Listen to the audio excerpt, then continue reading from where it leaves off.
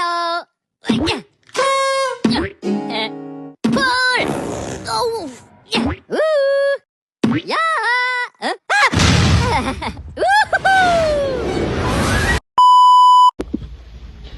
Assalamualaikum warahmatullahi wabarakatuh. Perkenalkan, nama saya Silva Lestari dengan NIM 43224060 dari kelas 1C TKI.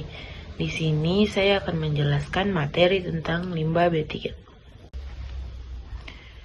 Limbah B3 adalah limbah berbahaya dan beracun, merupakan kelompok limbah yang dapat mencemari lingkungan, membahayakan kesehatan makhluk hidup termasuk manusia. Selanjutnya ada sumber limbah B3 dengan peraturan pemerintah nomor 22 2021 ayat 3 yang berbunyi limbah B3 dari sumber tidak spesifik. Yang kedua, limbah B3 dari B3 kadaluarsa, B3 yang tidak memenuhi spesifikasi produk yang akan dibuang dan bekas kemasan B3.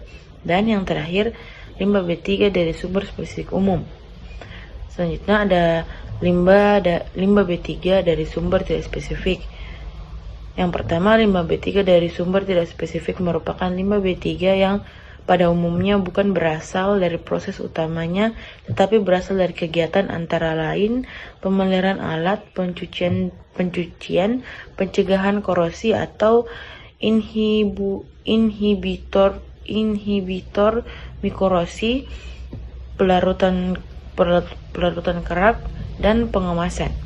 Contohnya yaitu bangunan atau gedung pabrik atau kantor, lampu TL, sampah B3, cat kaleng, limbah infection jika di perusahaan juga ada klinik kesehatan, dan kegiatan transportasi seperti oli bekas dan aki bekas. Berikutnya ada karakteristik limbah B3: mudah menyala, mudah meledak, reaktif, infeksius, korosif, dan beracun. Pengelompokan limbah B3 berdasarkan kategori. Kategori 1, limbah yang memiliki dampak akut atau cepat atau tiba-tiba dan langsung terhadap manusia, serta dampak negatif terhadap lingkungan hidup. Kategori kedua, limbah ini memiliki efek jangka panjang dan tidak langsung terhadap manusia dan lingkungan, sehingga perlu pengelolaan yang baik untuk mencegah resiko di masa depan. Selanjutnya ada pengelompokan limbah B3 berdasarkan sumbernya. Yang pertama, sumber spesifik. Dari sumber spesifik adalah sisa suatu proses industri yang secara spesifik dapat ditentukan dan berasal dari kegiatan utama industri terkait. Contohnya yaitu limbah rumah sakit dan limbah laboratorium. Yang kedua, sumber tidak spesifik. Limbah ini berasal dari kegiatan pendukung industri seperti pemeliharaan dan pencucian alat, bukan dari proses utama. Contohnya baterai bekas, kemasan, limbah elektronik, dan minyak pelumas bekas. Kemudian ada B3 kadaluarsa atau tumpah bekas pada kemasan B3. Sesuai namanya, bahan beracun dan berbahaya yang kadaluarsa, tumpah, ataupun sebagai bekas kemasan digolongkan dalam kategori ini sendiri. Contoh pada limbah ini antara lain yaitu metanol, metapropylen, malonitril, malit anhidrat, timbal subasetat, dan lain-lainnya. Contoh limbah B3 dari sumber spesifik. Kemudian contoh limbah B3 dari sumber tidak spesifik.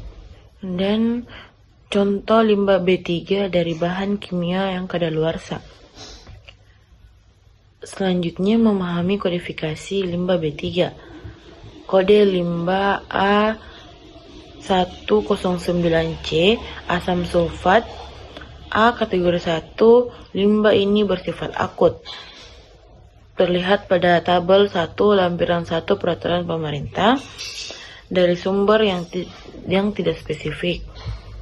Kemudian 09C menunjukkan urutan dari tabel 1. Dan ada kode limbah B3014, residu proses produksi atau kegiatan. B. Golongan dari limbah kategori 2.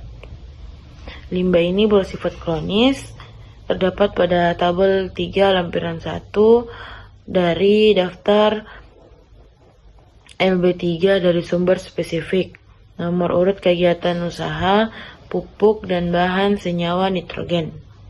Langkah-langkah pengumpulan limbah B3. Yang pertama, identifikasi dan pemisahan, di mana limbah B3 harus diidentifikasi dan dipisahkan berdasarkan jenis dan sifatnya. Yang kedua, pengumpulan dan pengemasan. Limbah B3 harus dikumpulkan dalam wadah yang sesuai dan aman.